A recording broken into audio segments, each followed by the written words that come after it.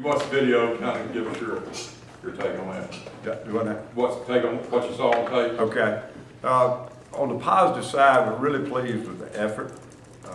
Guys played hard. In fact, I think the effort really is what probably kept us from giving up points, because we really had some trash plays all over the field that could have created some situations for us. For the most part, I thought we got good pressure on the quarterback, but we're letting them escape too much.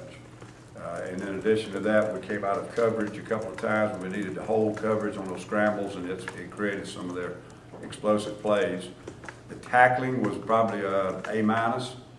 It was good at times. It was physical.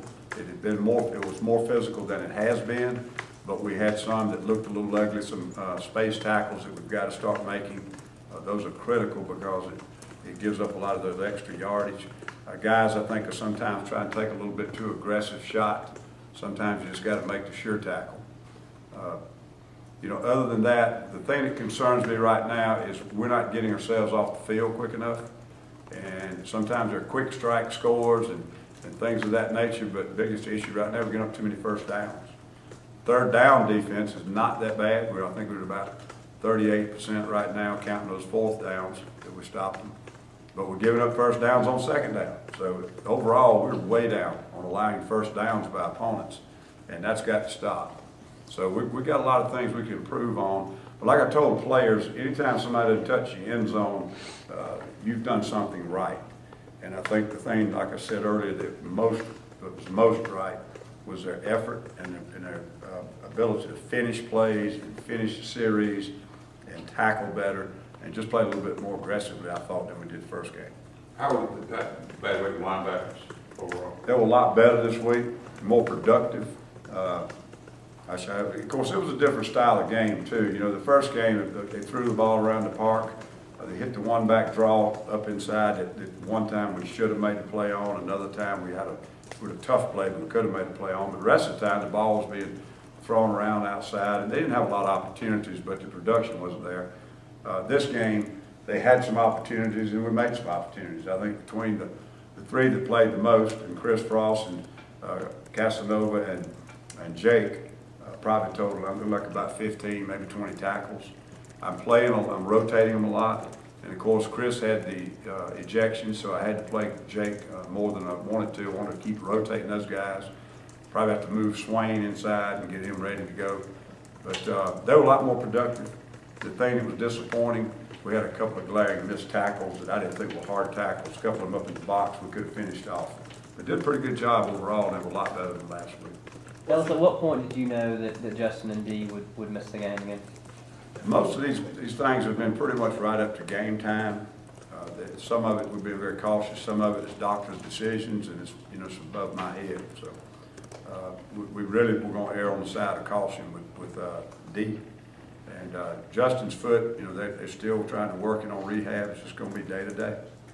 But Swain, would he be a guy that you kind of play behind both Jake and Casanova as kind of a swing guy? Could, and he started off at Mike. Back in the spring, he was at Mike, and he knows the position a little bit. Just need to get him back out there and rep him. So Darius had a lot of tackles. Just talk about how he's come along. Yeah, he really wanted to play linebacker when he first got here, and did an adequate job in transition. Probably was the biggest gym rat I had in the group. I mean, he was over here every day trying to learn and pick it up. We reached that point when we got Dee hurt, and young guys weren't quite ready to play. We had to move him. And he wasn't at the time in the top four I had. I'm not sure he wouldn't be now. But he has really helped us. I'm really proud of him the way he's gone back out the defensive end. He showed up the other night a lot in pass rush. Probably as good an edge rusher as we've got until Dee gets back. Mississippi State's had a couple of completely different games and played a lot of backups last week. Do you kind of really not had enough to kind of see what their identity is offensively, what exactly they do? I feel like I know them. I haven't been in South Carolina. We played them the last 2 years I was at South Carolina. And their offensive system has not changed much. 1 year they were in transition between Ralph and Tyler. And they were a little bit more of the Tebow type offense with Ralph. And then they got Tyler back there, and they started throwing the ball a little bit more and still running some of their power game and their counter game and their zone game, but a little bit less quarterback run. But I've seen it, and it doesn't look a lot different. They've got different personnel, obviously, over a 2-year span. You lose some guys, you recruit some guys, so they've tweaked it up, and certainly, using their personnel to the best advantage. But it's a familiar-looking system. The 2 games they've played, I think we still will know their offense. The thing that's probably most difficult is they had Tyler hurt the first game, and when the backup quarterback, number 15, came in, he's a little bit more of a runner that they like, and I'm sure they have a little bit different complexion to their offense when he's back there. But I think formation-wise, we'll see the same stuff. You'll just see a little bit better ability for the quarterback to keep the ball. But you got to be prepared for both of them anyhow, because they played the backup quarterback, and even when Tyler was okay. And everything we're hearing, Tyler's going to be fine. They were a little bit cautious with him this week, but he's going to be back. What did you see on Chris's ejection hit, and what were your thoughts on how it happened and what happened? Really wasn't clear enough. It was so far on the edge of our tape, it wasn't clear enough. I thought it was late. He definitely didn't try to go head to head, but he was a little bit late. Biggest thing, he was in man coverage, and he should not have left his man because the quarterback was still in trouble. He was running around outside the pocket, but there were linemen in pursuit. What did you think about Justin Delane coming in late and making some pressure on the quarterback, making some plays? It was good, and he's a guy that Rodney has said since the day we got here. He identified he and Kamaya Harrell as 2 guys that could become what we really need in the physical traits of what we're trying to have at our rush-in spots, and particularly on 3rd down, but even on every down. And he got hurt for a little while, I think, in spring ball, and missed a little practice time and got behind. But we know what he can do physically. He just got to be a consistent player, got to practice consistently, got to learn consistently, got to develop himself into a dependable, every down player that can do things right. Now, he's got some physical ability, and it was really good to see that. Between him and Carl, and now we got D coming back hopefully soon. We're starting to get back to where I feel like our defense is. The whole thing about a 4-man front, if your ends are not creating a lot of pressure on the quarterback, you're probably in trouble. So that's something I'm really glad to see those guys developing.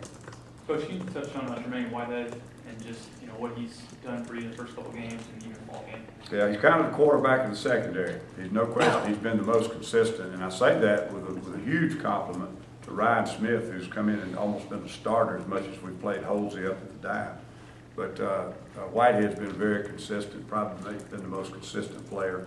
I think, don't quote, I think he had the most pass breakups in the safety positions. I know Chris had more at the corner. But we've been real proud of him, and he's been very consistent for us, been a good leader back there. What's the key to keeping the quarterback in the pocket?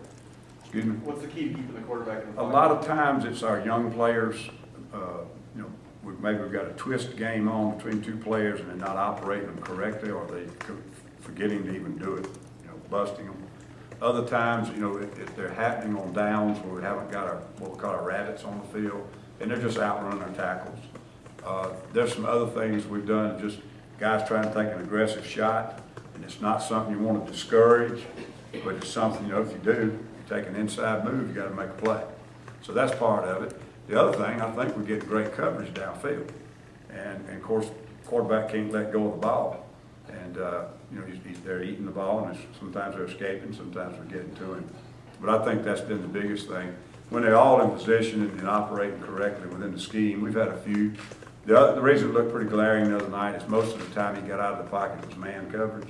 So obviously you don't have a lot of eyes on him that can come up and cage him up. Talk about both Ryans, Ryan Smith and Ryan White. They're 2 guys that kind of come on as seniors and really start to play a big role. Really have, and I know with the injury to Jones and the other issue with McNeil, it created an immediate depth issue for us, and it's put a lot of pressure on those 2 guys to step up. And in my feelings, and I think Melvin and Charlie would agree, in my feelings, they've passed the grade. They've done a very solid job for us. We know they're still improving, but Melvin's just been tickled to death with the progress of Ryan White from spring to the fall. And then Ryan Smith has been extremely critical to us, made some good plays the other night, but he's almost a starter, because that dime package is going to be a big part of our defense, and when we go to it, he's a starting safety. Melvin helping out in any, as far as familiarity there with Mississippi State? I couldn't catch the first part. Is Melvin helping you out far as preparing for this game, knowing he's there last year? I think it'll be helpful. You know, personnel, for one thing, knowledge of personnel, not what personnel groups, but the actual players. It's always good to have insight. You know, sometimes a guy doesn't look fast on tape, he is. Sometimes a guy looks fast and maybe he isn't. But I think he'll be a big help. He certainly knows a lot about their offense. You know, nature of college football, you only practice against your own team. So hopefully it'll be very helpful. How did Jake grade out? Because obviously the first week we said how much they passed, but he didn't even record a tackle. And then to go out and be one of the leading tacklers this week, what was the difference and how did he grade out? It was a difference in what the type of attack was, really. You know, and he did have 2 missed tackles the first game, but honestly, that style of offense we were playing against in that game, there wasn't going to be a lot of production at the Mike linebacker. The other thing is we played the dime package probably 80% of our game, so the will linebacker wasn't on the field but about 18 snaps. This game, of course, is a lot more running the ball, a lot more base defense. I thought he played really well. He made some what I call linebacker plays where he looked like a linebacker. He redirection and tackling properly and fitting the right gaps, and it had some great pursuit angles and so forth. And I thought his eyes were better. He saw things, reacted quicker. And but it was a little bit the style of offense we were playing, and I thought he did a very solid job.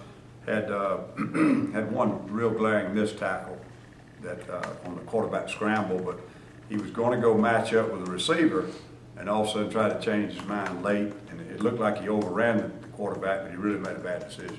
Was that, just for clarification, that's on the quarterback scramble where he got like 26 or something, or was that one of the... I can't remember the total yardage, because now he had one for 26, had nothing for almost 17, 16 or 17 yards, I think it was. It was about midfield.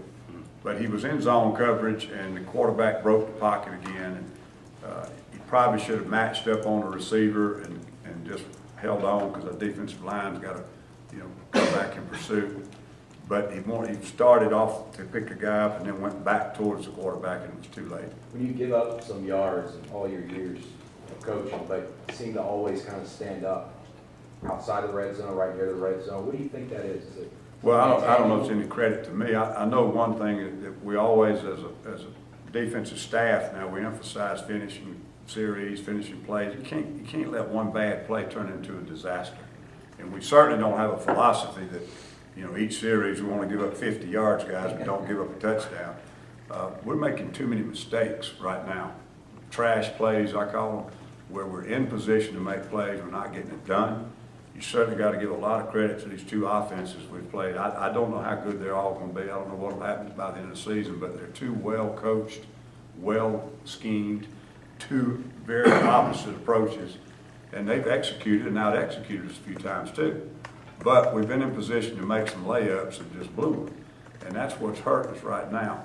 But the thing that I really admire about our players, and something we've got to keep coaching and demanding, and so far it's been there, is they've got to finish series and step up on big plays. We had 3 fourth down stops, 3 or 4 punts, shot at 3 field goals, got 1 turnover. And so, I mean, on the whole, that's a pretty good finish for a night. But we got to get some of that yardage off the board, because down the road it's going to come back to bite us. It's going to get us in possession time, fatigue, and everything else. We've got to get ourselves off the field. As a coordinator, what do you think of the bend but not break philosophy, or not even philosophy, just that terminology about a defense? Well, no, I mean, nobody, if somebody coaches that way anymore, I don't know. I've heard all that. A lot of people feel like if you blitz a lot, or do you not blitz a lot, not blitzing is bend, don't break. I don't know that term started. I think I was in the 3rd grade when that term started. And y'all can see I'm pretty old. But we certainly don't have a philosophy of that. But when you're having a bad series, or there are mistakes, your football team's not on cue. Sometimes you go back to base defense, and you might give up a 6-yarder, a 7-yarder, and a 4-yarder, but the 20 yards have got to stop. We make a big emphasis on explosive plays, and that's a run over 10 yards and a pass completion over 15. And we were horrible on that the other night. And 80% of it came from the quarterback getting out, escaping the pass rush. And it wasn't always the defensive lineman's fault. So we've got to get some of that cleaned up. Most of it was not tackling, but we can get better at that too.